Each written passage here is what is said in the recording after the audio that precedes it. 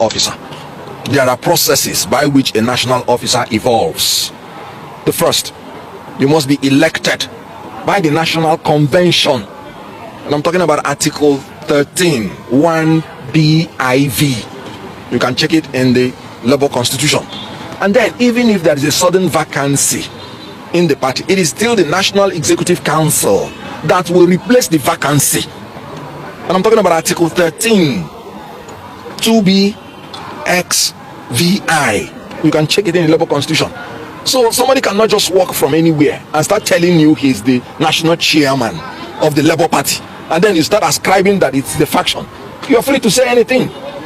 So please, we just have the legitimate party officers that are meeting in the National Party House. Now, these are the different leanings of Labour Party. You have the TUC, you have the NLC, then you have the National Working Committee, then you have the National Convention. Please, the people you call faction, which of this leaning is backing them up? You know, when they came in here to break into this office, and what they did was illegal. They said there was a purported ex parte order. Excuse me, and I talk as a lawyer. If a judge or a court gives an order, you as a human being do not have the right to enforce it. You cannot take the laws into your hands. Everybody is expected to obey the order of a court. If the people that are concerned do not obey the order, you go back to court for court to enforce their order. If you go and break in yourself, taking the laws into your hand, you are a criminal that has committed a criminal offense. Breaking into people's property is a criminal offense. So they criminally broke into this office, and that was why NLC called them rodents, and I agree. And they brought insecticide to fumigate this national office and threw them out. Now, since they were thrown out, did you see them here?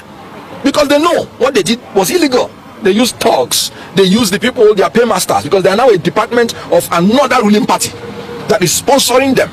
As they said in this press conference, all they are looking out for is money. That is why I call them politicians of convenience and politicians of fortune. Here in Labour Party, we are politicians of conviction and politicians of fortitude. The whole idea of what they are doing is they are being paid so that they will distract us from chasing tenaciously our presidential mandate that was stolen from us. They are just a distraction to make sure that we do not focus on reclaiming our presidential mandate, and we are not going to succumb to that cheap blackmail. So they are, like I said, the NLC say they are rodents. I call them political clowns. My principles say it is a display of rascality, and so we cannot succumb to those blackmail. Please stop referring to them as faction, because I will ask you, on what authority? None of them was elected by the National Convention. None of them was elected by NEC to replace any vacancy. These are the only reason. And before you remove the national chairman, you have to get 2/3 of the National Convention, not even NEC. And some group of people are purporting that they have removed the national chairman. Okay, the so-called interim order, which I will come to, did he give any of them the right to assume the leadership of Labour Party? And the court is not supposed to interfere in the internal affairs of any political party. And I quote the case of Suleiman and APC, 2023, 5 Nigeria Weekly Law Report, part 1877. In that case, Supreme Court made it clear that you cannot interfere in internal affairs of a political party. The Supreme Court made it clear again that a court that does not have jurisdiction cannot interfere in any act of the political party. And jurisdiction is where the cause of action arose. Now, this so-called suspension arose in Benin, in Edo State. What has the court in FCT to do with an issue that arose in Edo State? Now, look at the trick. They want to tell you it is not about what happened in Edo State. It is about one allegation of crime. Go and read the originating summons, and I have it here. The first paragraph was talking about what happened in Edo State. The originating summons filed in FCT court. That is enough for the court to decline jurisdiction. That is the only civil issue that was there.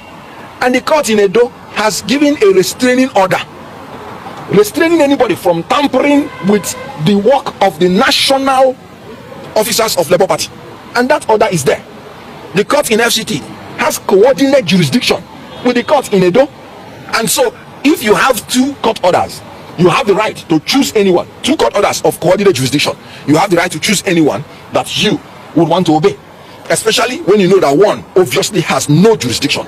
And now, a judge used the instrumentality of an ex parte order to infringe on the civil rights and obligation of a Nigerian citizen. This is illegal on its own. An ex parte order is the order of a court on the application of a party without notice to the other party. So it is an order you get without hearing from the other party. You and I know that the law is that you cannot punish any Nigerian citizen unheard. It's against fair hearing. Section 36 makes it a fundamental human right that every Nigerian citizen is entitled to be heard before his civil rights and obligation is tampered with. Section 36 subsection 1. Then section 36 subsection 5 made it clear, when a Nigerian is charged with a criminal offense, he is presumed innocent until he is proved guilty. But look at a court using an ex parte order to condemn a Nigerian, to punish a Nigerian when you have not even heard from him. That is legal blasphemy. So the issue here is that is an abuse of ex parte order, which Supreme Court has been hammering on. If you want to use ex parte order, you use it sparingly to defend an applicant from an injury of a great nature, from an irreparable damage that will happen to him before you hear the other party. I'll give you an example. Government wants to demolish your property, and you know they've not given you notice, and you know they don't have any right to do it. They just want to victimize you. You have the power to go to court and get an ex parte order to stop the government from destroying your property, because if they destroy it, it will be an irreparable damage to you, and it has to be so urgent that the government wants to do it within 7 days, meaning the court will not have the opportunity to hear them before they do it. That is when you use ex parte order. But in this case, the judge used an ex parte order to cut off the head of a human being. A political party is a human being recognized by law, and the national chairman is the head of a political party. So using the ex parte order to tell a national chairman not to do his work, punishing him for nothing, an innocent man, that's what the constitution said, that has not done anything, and you have not heard from him. Now let me tell you another very funny thing. The police purported reports which they are parading, which they annexed, the police itself says is a gossip, and nobody should use it. A gossip is a casual report about people, detailing information about them which have not been confirmed to be true. So the police itself say in the police report, and I'm talking about paragraph 5 of it, he said, please, this is for information only, nobody should use this report. The police even say they will not be held liable if anybody uses this report. So what police cannot confirm is true because they've not heard the other party. A court relied on it without hearing the other party to punish the party. Is that not ridiculous? What's the bottom line of the question? Good. The bottom line is that there is no faction. You were in this particular meeting that is held. You saw the chairmen and secretaries of all the states. The quorum of any meeting in Labour Party is 1/3. So if you look at the composition of the membership of NEC, and I am talking about Article 13, 2B, 2A, you will see the composition of NEC. You must form a quorum. If you don't have the chairman and the secretaries, you don't have, you saw the National Working Committee. Which quorum do you have to start parading yourself that you are doing a NEC meeting in Bauchi? It is criminality. They are impostors. They are not members of this party. They've been expelled by the legitimate authority, NEC, the ones that were there before. So on what basis are they doing that so-called NEC in Bauchi? Like I said, you saw the people here physically. The chairman of chairmen talked. So on what basis? So please, that is a show of impunity, criminality, illegality, corruption, and they are doing it to satisfy their paymasters, just to distract us. No be today we don't let us say